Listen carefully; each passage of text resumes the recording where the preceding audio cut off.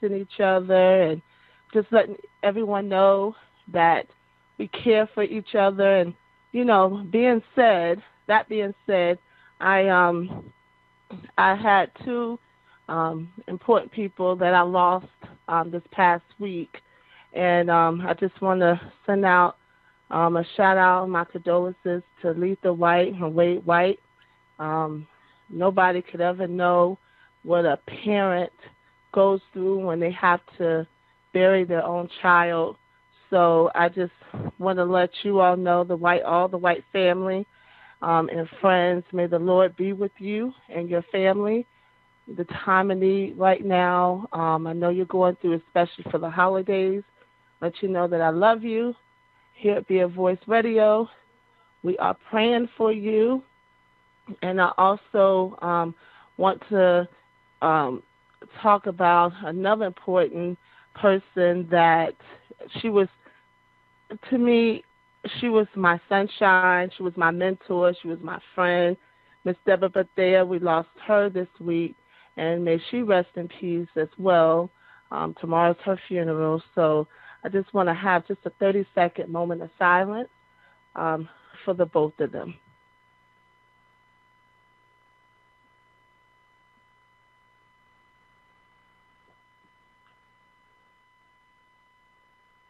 Okay. Thank you so much for your prayers and us coming together. I just believe in the power of prayer. So when people are going through, family members are going through, especially this time of the season, to lose someone, I mean, it just takes a lot out of you. And it doesn't put you in the spirit of Christmas or anything else. So let's keep everyone lifted, because tomorrow's not promised to any one of us. But I do want to talk about healing and miracles. And I was looking up today a few scriptures that I just wanted to share, because I know we all go through, we all are, we all sick, get sick. Some may be sick now going through, some may have gone through. I know I went through when I had the pneumonia, and I didn't just have it once.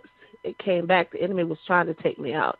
It came back, and then I got healed, and it tried to come back again. So we have to keep each other up in prayer. But there were just a few scriptures that stood out to me, and I just want to share this, and maybe it'll touch someone else. And I just want to read about three of them before we get started with our guests. I'm super excited about our guests tonight. So let me just start off by reading Exodus chapter 15, verse 25 to 26. So he cried out to the Lord, and the Lord showed him a tree. When he cast it into the waters were made sweet.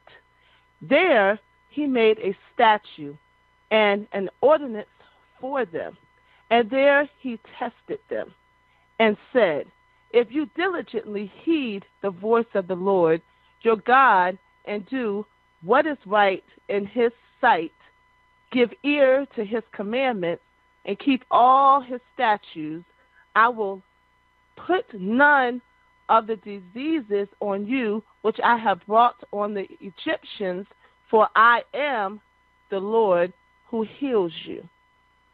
The next one is Exodus chapter 23, verse 25. So you shall serve the Lord your God, and he will bless your bread and your water, and I will take sickness away from the midst of you.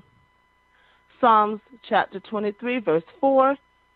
Yea, though I walk through the valley of the shadow of death, I will fear no evil, for you are with me. Your rod and your staff, they comfort me. That's one of my favorite scriptures, is Psalms 23. So that whole scripture, I know it. I've taught my children to know it. And it's one thing my grandmother always taught me, God rest her soul. Anytime you're ever fearful or doubtful, we always read the 23rd Psalm. And the last one I wanted to read was Psalm chapter 30, verse 2. O Lord, my God, I cried out to you, and you healed me.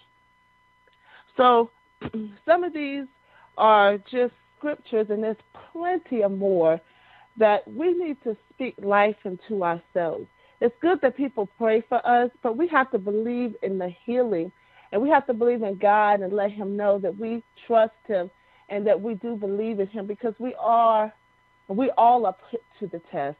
And, you know, a lot of people, they battle a lot of sicknesses, and that's when they go to God the most, and they trust and they believe in him. Some people, they continue to speak life to that healing until they are completely healed. And sometimes they may speak life, and then God decides to take them. You know, cancer is something so serious, and it's taken a lot of people. Death does not have an age or number at all. So we have to keep each other in prayer, but we also have to, be careful of how, we're living, and we have to also know that all our trust it belongs to the Lord. So we have to put trust, because God does put us all through the test. Trust and believe we're all put through the test. If you haven't been put through the test now, you will, because we all go through. But saying all of that, I pray and hope that someone was touched by this.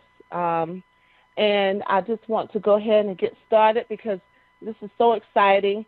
I'm having two amazing guests on my show tonight. One of them, LaShonda Oates Mislap.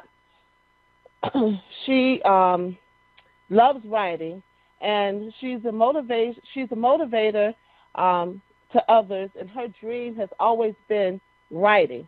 She is a wife, a mother, a daughter, a sister, and a social worker, and finds each role to be greatly rewarding in her own unique way.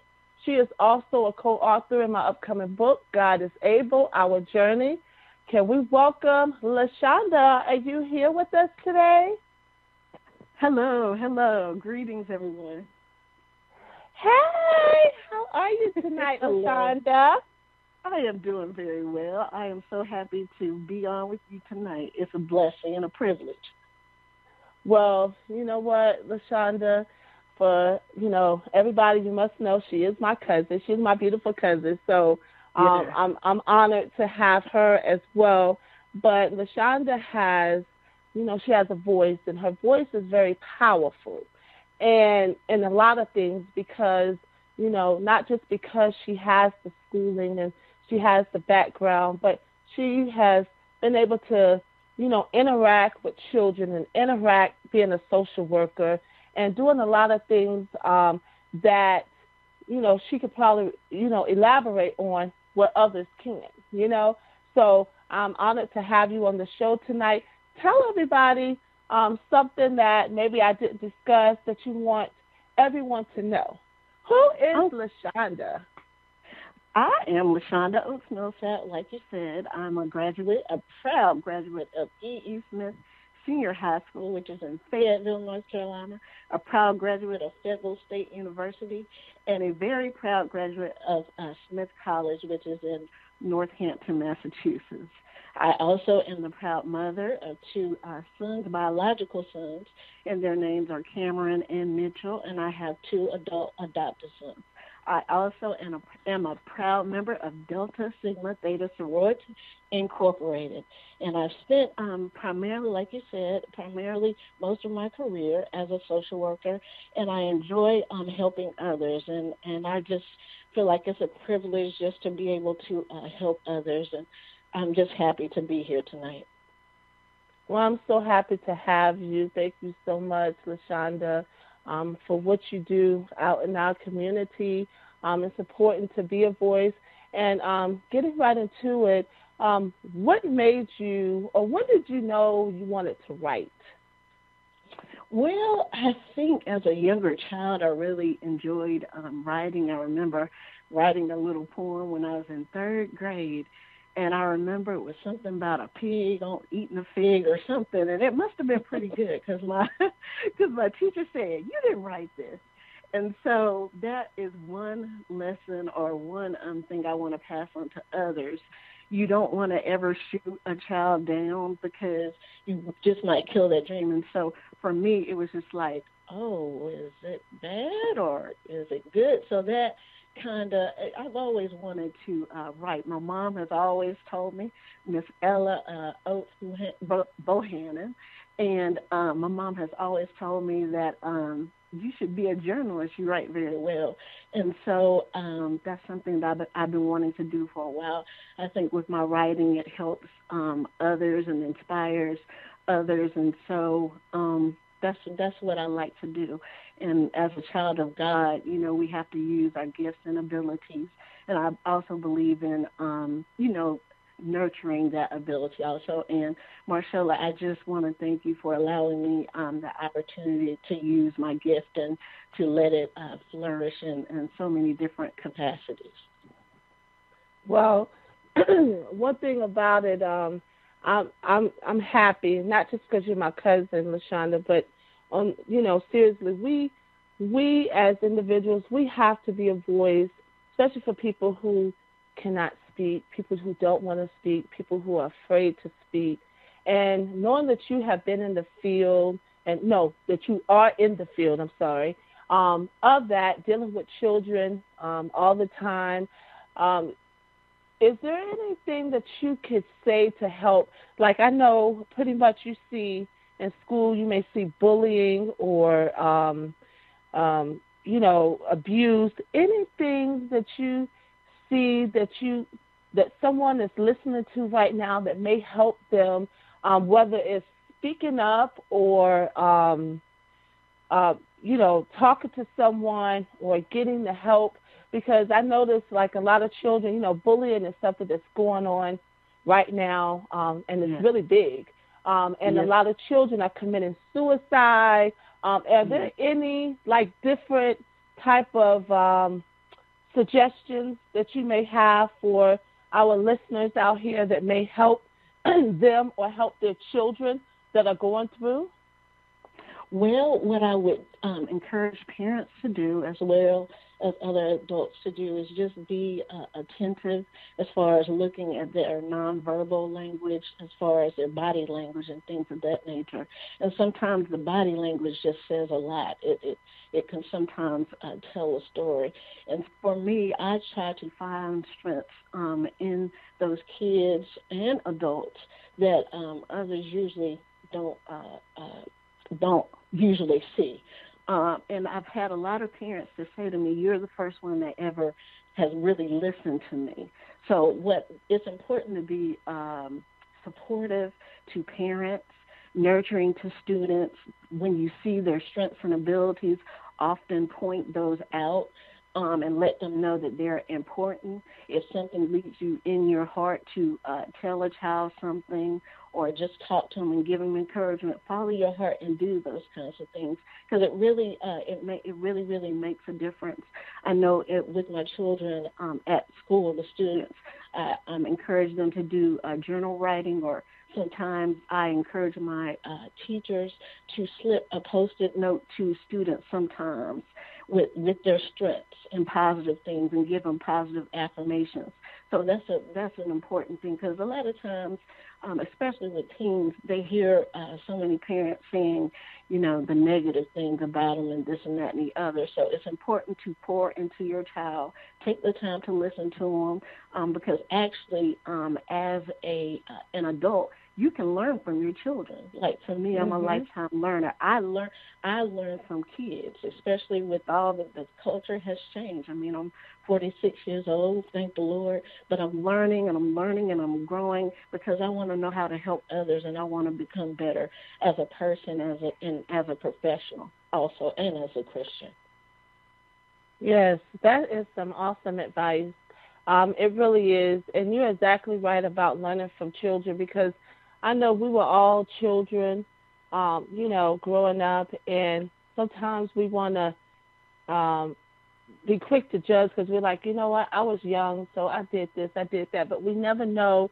Our child may be different. Our child may see things differently, So it is good to pay attention and listen to what your child has to say, because a lot of times parents don't listen.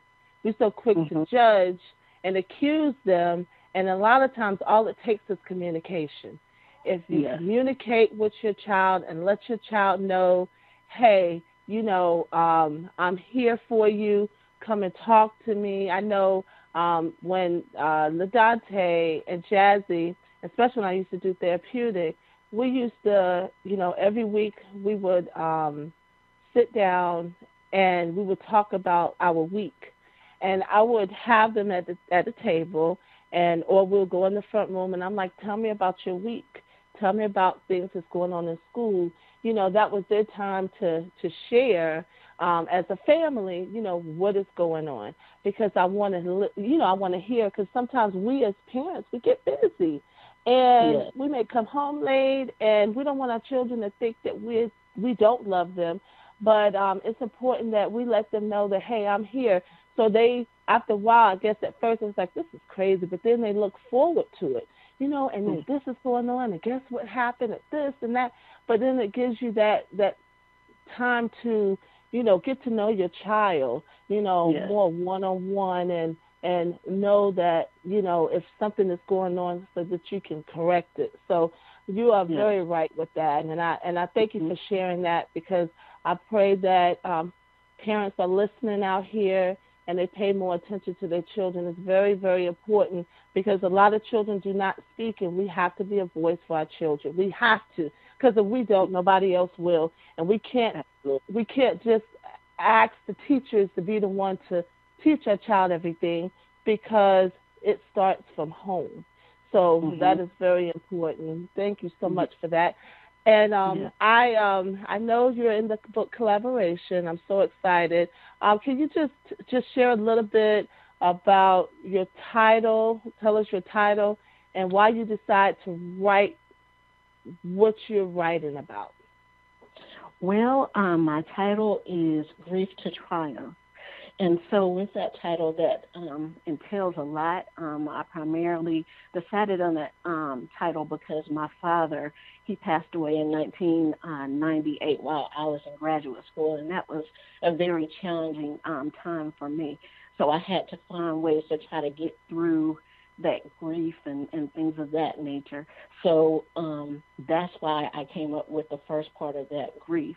But then also, as far as with triumph, I am also a survivor of child sexual abuse and of domestic violence and of rape, and I have also been a single mother, a welfare recipient, and so also in experiencing all of that, there's a climb, you know what I'm saying?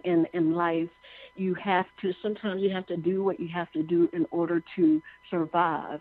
And so for me, being that I had experienced the child sexual abuse, what I turned around and did after going through counseling is I went and I advocated for sexual abuse victims, where I was a guardian ad litem, and I also was a rape crisis volunteer. So it's important after you work through those issues, primarily where they don't jump back up, where they're not hurting people as you're helping them, it's important to give back, because that's part of the healing process. And so that is part of what my chapter is about. And it's just looking back from where I come from. You know, everybody has a past, and for me, there's some things in my past, with just like with everyone else, that I'm not always proud of. But at the same time, just remember that God did not give us eyes in the back of our heads to continue to look in our past.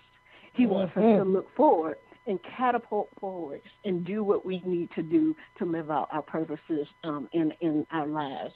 You can change people's lives greatly by just looking forward, setting goals, and going back to the children thing. I know for my son, I wasn't sure if he had set his own goals for his life, but when I went and asked him what he had, I said, okay, let's sit down and write some goals. He already had them. And the majority of the goals that he had set, he had already accomplished them. So it's important also to set goals for yourself, but also goals for your children, and speak life into yourself, speak life into your children, speak life into yourself, That's very, very important. You declare and you decree every single day that you will be successful in everything you do. God will surround you with favor. God will give you the right words to say to the people that you interact with at school, hotel, in the market line, at Walmart. Just, look for opportunities to bless people, and that's what I'm about. I definitely fall short in other areas, but then also I love to bless people, and I love to see other people encouraged. So that's what some of my chapter is about.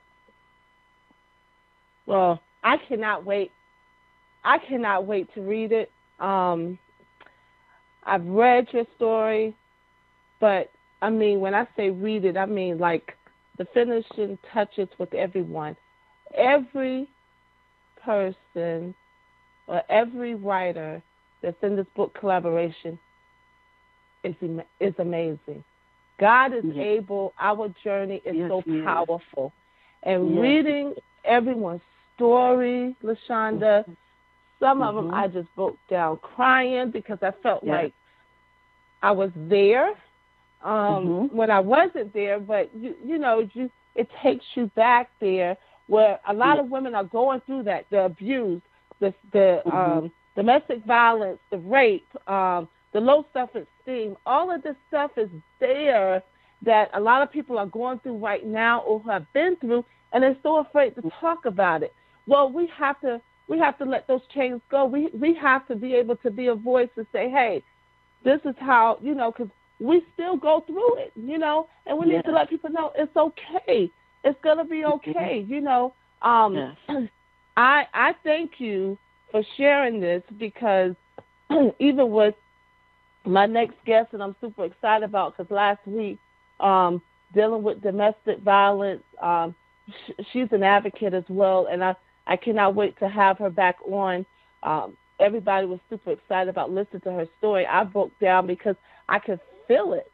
I could see it. And we as women and men, we need to empower one another. Not just women, but men need to get out here, and there are things that they have gone through or they're going through, and they need to be a voice, and they need to be a strong voice for these young men out here to let them know that they have people that they can look up to, because some of these children, especially these young men, don't have fathers, and their fathers are not in their life. So we need more men to stand up and be a voice and allow these boys to turn into real men and learn to know that, hey, it's not okay to put your hands on a woman. It's not okay to force yourself on a woman. When she say no, no means no. So, and humble yourself, So I applaud you. It takes a lot of courage to step out and share your testimony. This is just the beginning of what we have, LaShonda. I appreciate you coming on the show tonight, being a voice. I know we're going to have you again because of other projects that we have coming up. I love you so much. I too. Before I let you go, because I know you have some things going on this evening, before I let you go, can you just share with the audience how they can reach you, if they have any questions or concerns, how they're able to reach you and be able to, talk to you, because you just never know. Some people out here, they'll rather text you or, communicate with you by email because they're so afraid. But I want us to break that silence. I want people to know it's okay. It's a whole bunch of us. So we can hug each other. We can embrace each other. We can uplift each other and know that it's okay. Yes. Well, you can contact me at my email address is oateslashonda@gmail.com. That's OATESLASHONDA@gmail.com. I'm also on Facebook under LaShonda Oates Millsap. And then I am on Instagram also, and I believe that is Miss Oates DST8. I'm on Instagram with that, and I cannot remember my Snapchat. I'm still trying to get in the rhythm of Snapchat. I can't even remember what it is, but I think it's L Millsap or something like that. So that's how I can be reached. And so it's been a blessing this evening to talk with you and to be a voice and tell people about how God is able to bring you through. Thank you so much. And one last thing, Holy Spirit told me to ask you this. I know you said you used to be an advocate. Is there a number or somewhere where if a person is listening and they just need to talk to someone, do you have any suggestions on what they should do or where they should go? Well, I mean, as far as if it's child sexual abuse, of course, is something I'm mandated to report to DSS. But also, Cumberland County has a rape crisis center that you can contact, and then there's a women's center also, and then there's a family advocacy agency there in Fayetteville. And if you contact me, I can get that information to you. But there are a lot of resources within the community that I can put you in touch with. If you talk with your school social worker, she has a wealth of resources also, and sometimes pastors, they also know about those resources also. So just reach out to me on Facebook or Instagram or by email, and I will be happy to assist in any way. Thank you so much. Thank you so much for having you. Thank you for being a voice, and you be blessed. Love you. Love you too. Thank you so much. You have a blessed Merry Christmas and a Happy New Year. You too, sweetheart, but I know I'll be seeing you. Okay. All right. Bye-bye. All right. Bye-bye. And we're now about to go into a quick break. And after that, the next voice you will hear will be from our next guest, returning from last week to finish up on being a voice, Melissa Holmes. Stay tuned.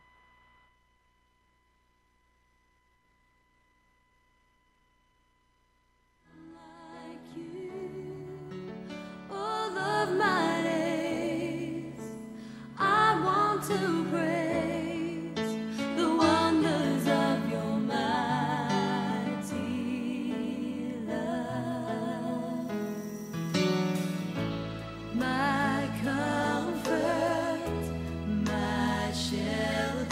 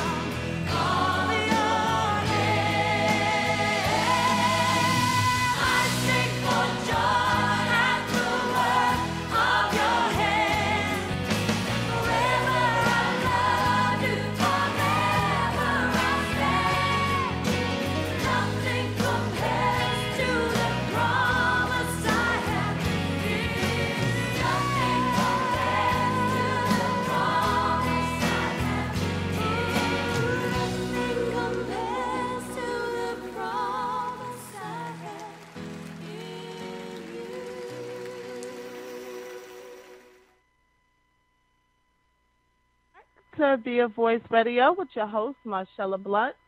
I really enjoyed our first half with LaShonda. Thank you so much for being a voice. I'm super excited about our second half. Melissa Holmes, I would like to welcome her back from last week. She is a two-time survivor who cheated death twice. She is an educator, an advocate, an author, and an awesome mom. Miss Melissa Holmes, are you with us? Yes, I am.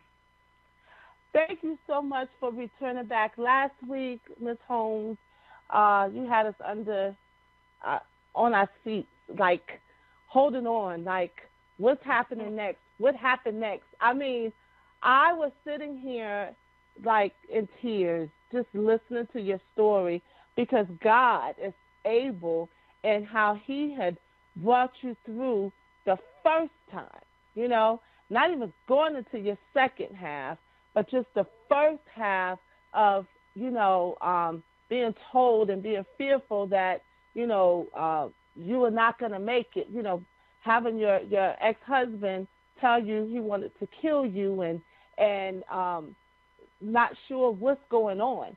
And he wound up getting sick and passing away on his own. So people have to be careful on, what they wish on people. Be careful with that tongue because that tongue is powerful. You can speak life or death with that tongue. So absolutely. I want to have you just jump right back in. I know everybody is waiting. I don't want to take up your other half. So please tune in to wherever you left off because this is something really serious. Women are going through this right now. Some are afraid to leave, and we need to be a voice and do what we can do to try to help, even if we save one person tonight. We're doing what we're supposed to do. Yes, ma'am. Absolutely. I don't remember exactly where we left off last week, but... let the Holy Spirit lead you right now, then. Yeah, I will just start at where my husband had called me that day at 2 o'clock, and by 6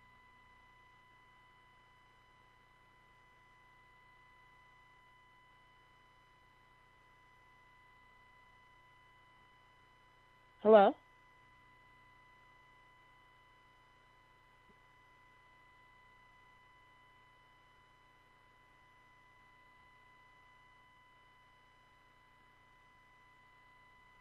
Hello?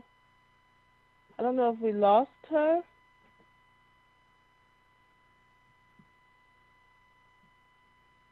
Let's give her a second to log back on. I don't know what happened because I can't hear her. Melissa?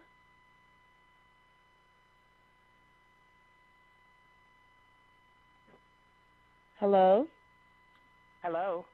Yes. Okay, there you go. Okay, yes, I don't know what happened. Absolutely.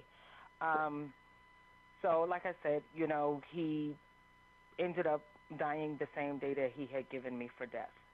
And so, like I said, I had stayed single for 3 years, and I did the counseling because I was aware that I needed counseling, that I was in this deep depression, and I knew that I was aware that I needed help.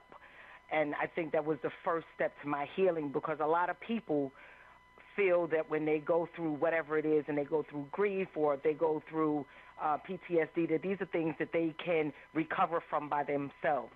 And a lot of times it's because they're too embarrassed to go and seek help. But I was aware that I needed help because I was literally in a place of destruction, and I was aware of that. And so after going through counseling, and I decided that, I wanted to heal before I even attempted to try and get into another relationship. I was going to try to do things differently, the next time I decided that I was going to get out there.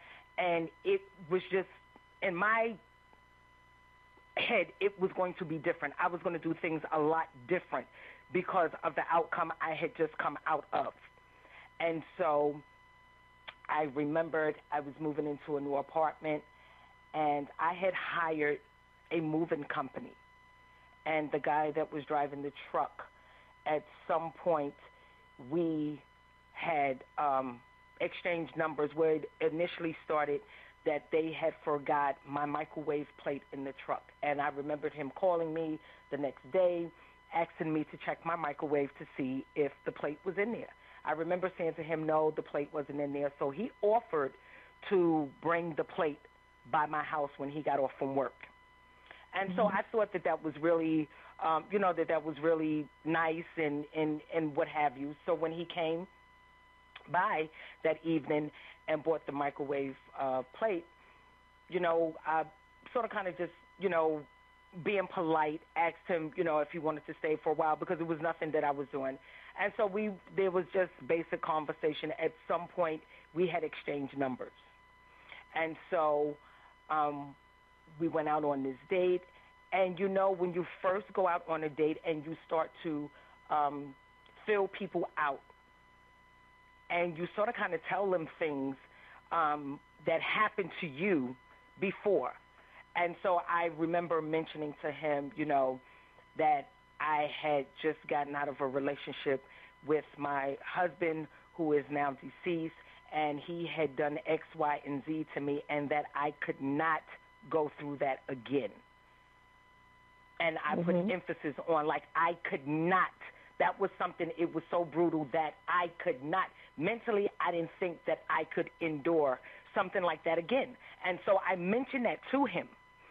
And we started dating. At some point, we had started dating. And in the beginning, just like my husband, perfect gentleman. Never saw any signs of aggression or anything until 2 years into the relationship.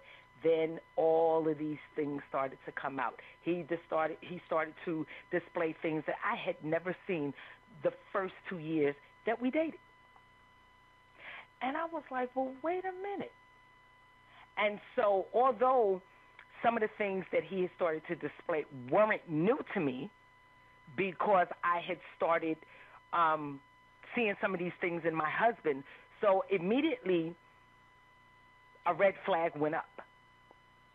But by then, I had already suffered not one but two miscarriages, and that's when I started to see things had started to do like this whole 360 degree. He started to become someone that I, once again, did not know. So I was like, oh, my God, like I'm right back here again.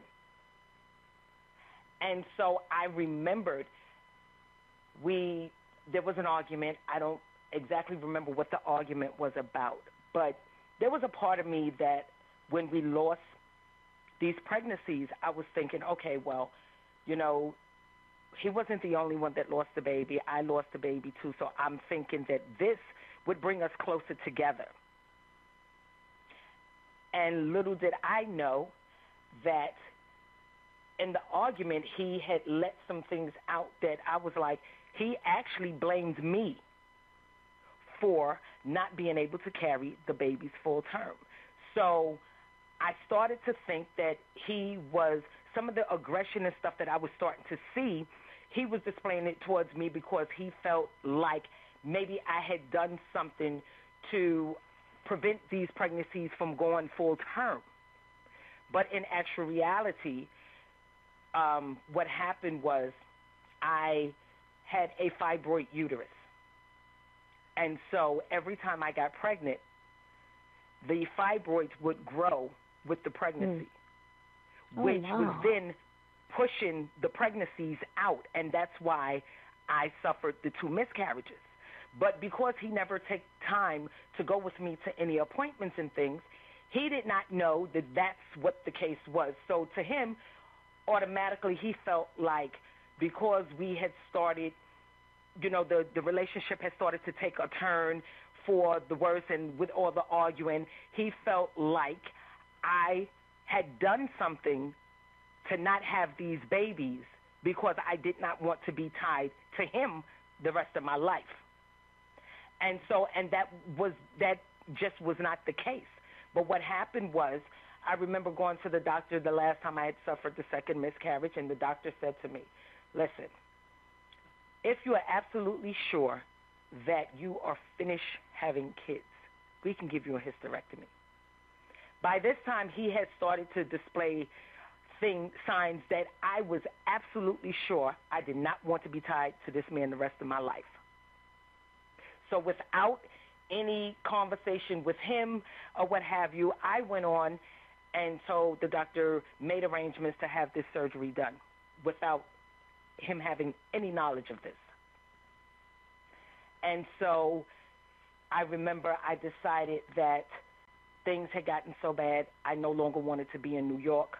I wanted to move away from New York, and I wanted to go someplace and just start over for myself and my son.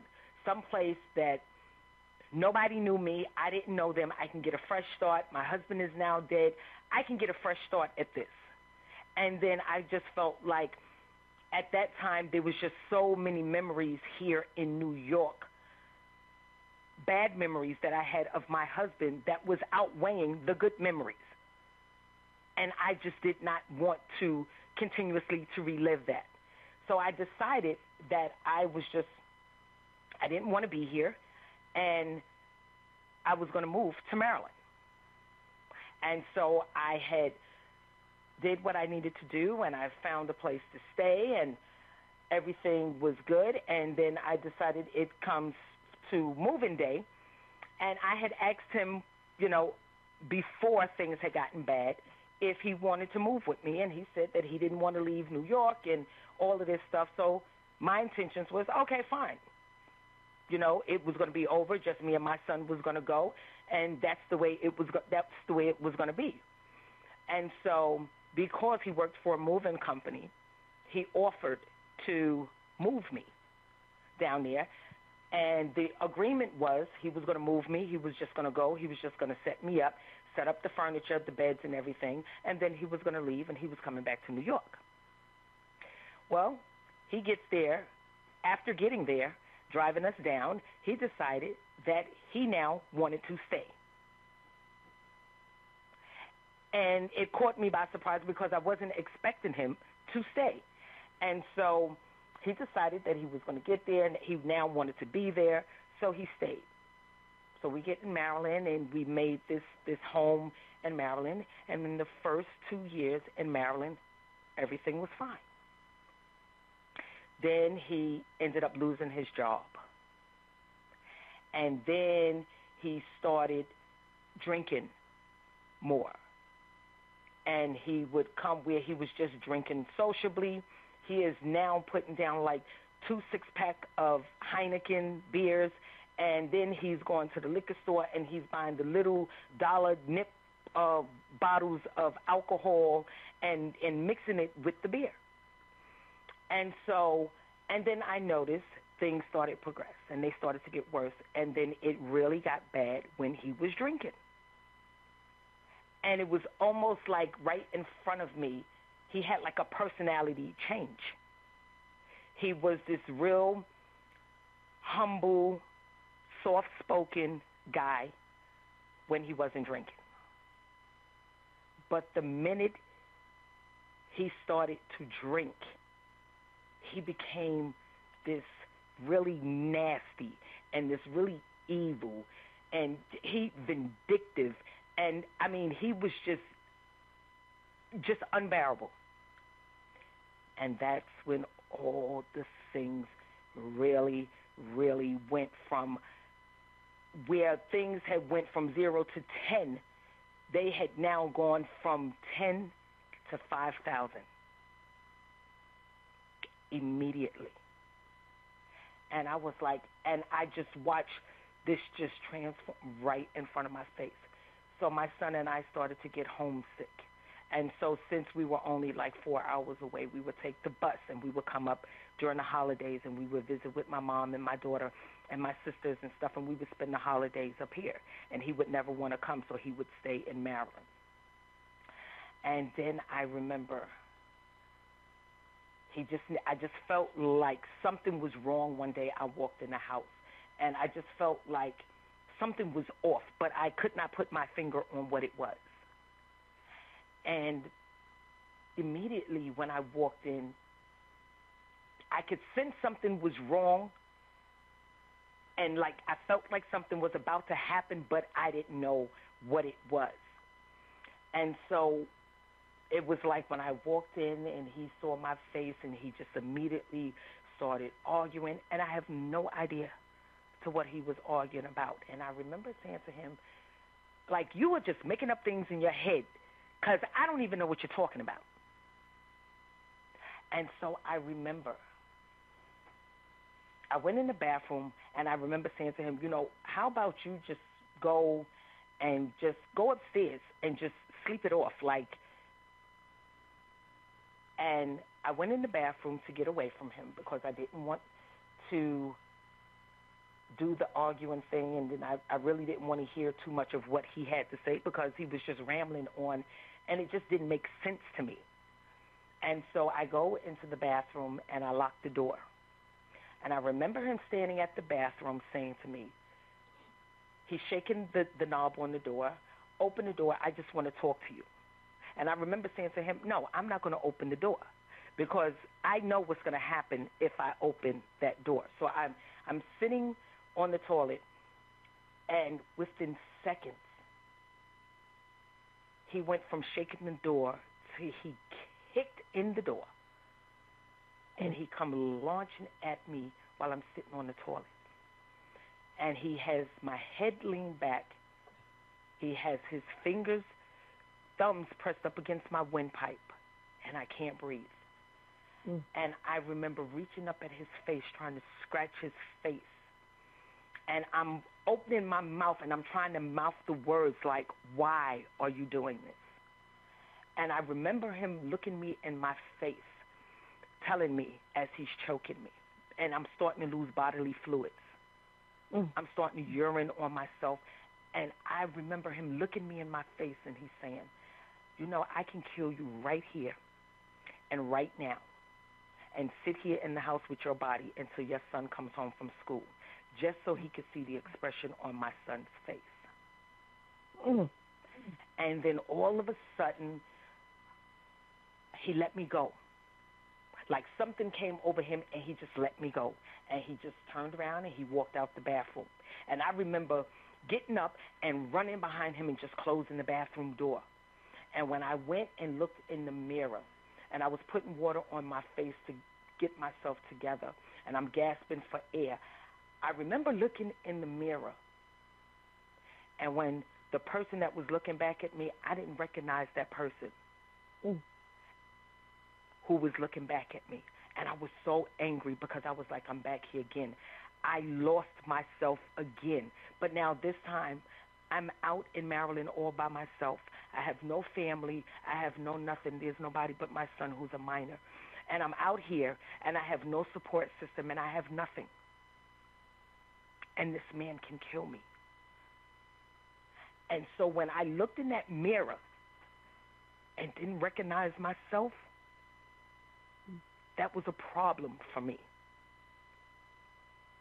And right then and there, I'd made up my mind. I was leaving Maryland, and I was coming back to New York. I didn't know how I was going to do it, but I was going to find a way, and I was going to do it. And so I remember being on Facebook, and I saw a friend, and I reached out to him, and I said to him, I need you to help me. I need you to find somebody that can do me a solid and come and get me and my son and get us back to New York like yesterday. Because if you don't, you're going to be coming to my funeral in the next couple of days. And I remember him sending me a message back saying, I'll call you tomorrow. Let me make some phone calls. And I remember sitting in my living room, and I cried, and I cried, and I cried. And I cried because I was angry, and I cried because I couldn't believe that I was in this same situation again.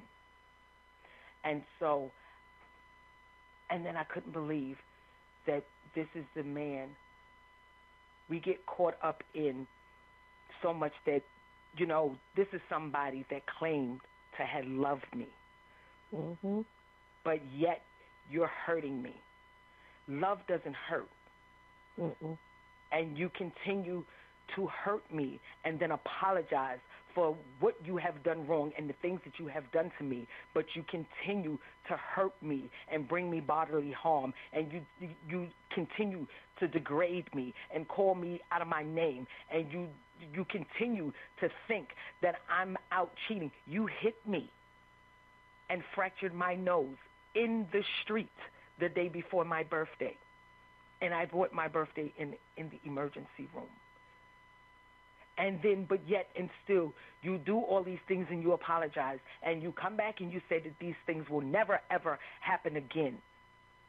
And then you'll do good for a while, and then you come back with a vengeance, and you try to kill me. And so I remember the guy that I had reached out to called me the next day and said to me that he had reached out to an old friend of mine, and they both agreed that they were going to come down and they were going to help me get back to New York. And so I had picked a date. I had closed my eyes, and I picked a date on the calendar, and I ended up picking February 28th. That was the deadline I had given myself, 2011, that I was going to leave. I never made it to that day. He had come in the house a couple of days after he had just choked me and after fracturing my nose and all of this. He had come in, and I had already made up my mind that I was leaving. So we was just visiting for the holidays, so I had never unpacked the suitcase, and it was just still, it was just still packed. And so he had come in arguing, and I remember I was in the kitchen, and I was cutting up a whole chicken, and I was getting ready to fix dinner. And he had come in, and he was standing behind me, and I could see him standing because I had glass cabinets. And so I could see him standing back there behind me, and I wasn't giving him the argument he wanted. And I remember him saying to me, "See, this is why I do the shit I do to you, because you don't listen." And I remember turning around, looking him in his face and telling him, "But you're not going to hit me. Not tonight." And so I turned back around to the sink and kept doing what I was doing, and I had just got finished washing the knife that I just cut up the chicken and put it over in the dryer. Now I can see him still standing behind me, but now he's moving up, and I could hear his voice is getting a little closer to me. So I'm keeping my eyes up on the cabinet because I can see him, moving in whatever gestures, movements behind me. And so before he got too close up on me in arm's reach, I reached over on the dryer and put the butcher knife out and put it up towards my chest. So in my head, I'm saying, okay, I know he see this. He's not going to be stupid enough to continue to try to launch at me knowing that I have this knife in my hand. So he went to flinch to try to make me jump, and I didn't jump. And so he says, "Oh, so you bad now. You done ate some Wheaties and you think you all of that." And I said, "No, not at all. But you are not going to hit me, not tonight." And I said to him, "Tonight, somebody will be leaving out of here in a body bag. Somebody will be in a fight for their life. And I'm determined to be the last man standing." And so he went to flinch again to try to make me jump. And yet again, I didn't move. So the third time he went to do it, he actually launched at me. He wasn't trying to make me jump. He actually came for me. And he caught the knife in the chest. And I was in shock. And at that moment, a light bulb went off. This is your chance to get the hell up out of here. Mm-hmm. And when I saw it stuck in there and he was trying to pull it out, immediately I grabbed the suitcase that I had never unpacked. I grabbed my jacket. I grabbed my keys. I grabbed my cell phone, and on my way out the door, I yanked the phone out the wall, broke the jack off the phone so he couldn't make no phone calls. I closed the door behind me but didn't have time to lock it. I went running down the streets of Baltimore, hollering and screaming for my life until I made it all the way to Johns Hopkins Hospital. I went and hid in the women's bathroom. I called my son from the after-school program and told him, you need to leave the after-school right now and meet me up at Johns Hopkins Hospital. My son left. He called me when he got outside.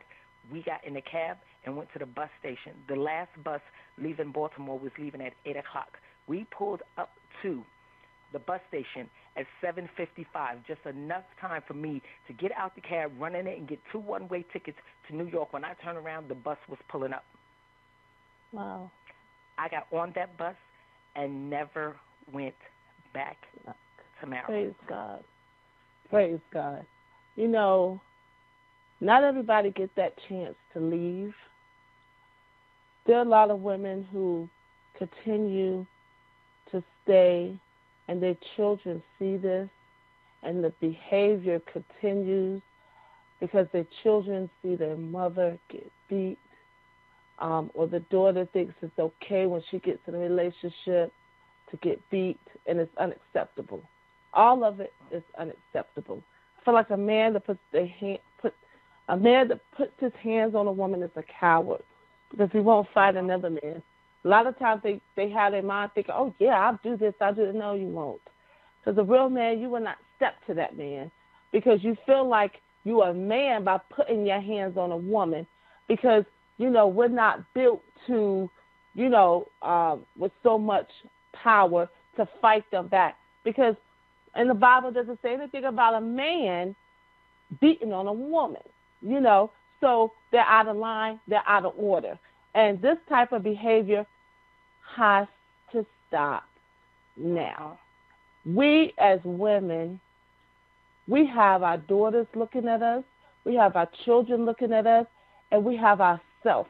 If we don't love ourselves, we're going to continue to stay in that.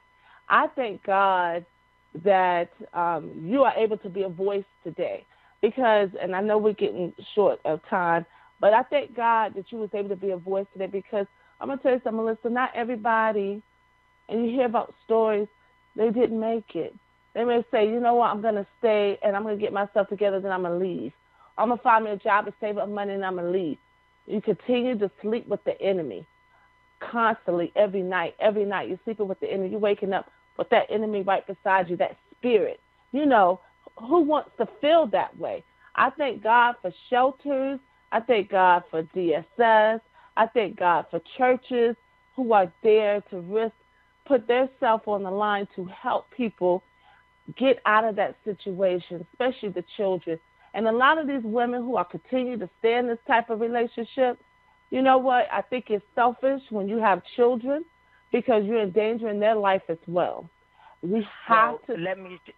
Let me just say this. Everybody's situation is definitely different, and I can say for me, although I stayed in that second relationship for 4 years, but the thing that kept me is because he would tell me if I leave, he would kill my kids and my mom. Yeah, so I know. It keeps you there. Well, at least it kept me there until I could figure out how I'm going to get out of this to make sure that everybody is okay, is safe, and nobody is hurt. And I was just saying last night that I was at that moment that he got stabbed. I couldn't even think about, oh my God, if he lived, he is really coming for my mother. At that time, it was I just felt like I needed to get to the bus station. I needed to get back here to New York. It was an after effect after I knew that I was out of harm's way, and then it became a reality like, oh my God, if I didn't kill him, he is really going to make my life a living hell. Mm-hmm. And so, from battered woman syndrome, I think a lot of people, they stay because they, the things that they tell them. And then I would say, well, my son was there. What would make me think that he wouldn't make an example out of my son? Because it was clear that he has already tried to kill me. So exactly. What would make me think, what would make me think that he wouldn't make an example out of my son? That's exactly what I'm talking about. You put in danger for your children, and they didn't choose this. I'm not saying the woman chose it either, because I've been in a situation, I will discuss that later, but when all it took was one time for me. I got to go, because if you could come for me, you could try to come and hurt my children, and that's all I could think about. I remember closing my eyes, and that's all I saw was my children. So I said, the devil is a lie. I got to go. So I'm saying that. I know we're close to time, and I do have to close out. I want to thank you so much for coming back, sharing your story. There are a lot of women out here, I'm pretty sure, that you have touched or going through or have gone through. And can you just give us a way that we could contact you or anything that you have going on really quick before we close out on how anybody can reach you? Yes.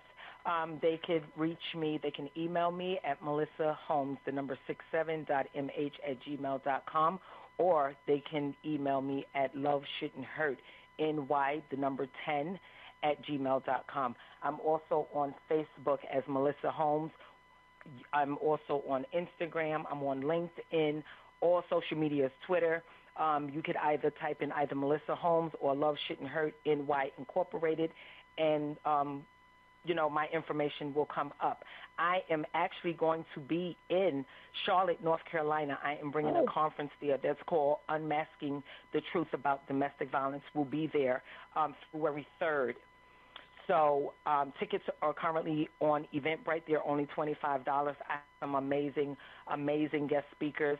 I just had that event, that conference in 2 cities, and we sold out in 2 cities. So I'm hoping to get a lot of people involved in Charlotte, because I know Carolina has, has a lot of cases of DVs there. So I'm hoping that people would come out, and together we can find a solution that will help. There are going to be, there's going to be an informational table there, people that you could speak to. I'm trying to get the victim's advocate from the police department. So I'm trying to get a lot of people involved so that they can come out for Charlotte. So if you're not doing anything, by all means, please feel free to come out and support. Yes, I'm going to put that on my calendar. Else, and anyone else that is in the surrounding areas to please, please, please come out and support this event. Any domestic violence awareness event, we need to stay connected to what's going on in the communities, what's going on around us, and how we together collectively could make a difference and help some of these things. The one thing I always say is it takes a community to help build a community that has been broken by domestic violence. Yes. Well, I appreciate you. We're going to look you up. Thank you so much for being a voice on Be a Voice Radio. You are a blessing. You are amazing. You be blessed. Happy holidays to you. And we will connect again, okay? Yes. Absolutely. And thank you all. Yes. And thank you all so much for listening on Be a Voice Radio. Until next Friday, happy holidays.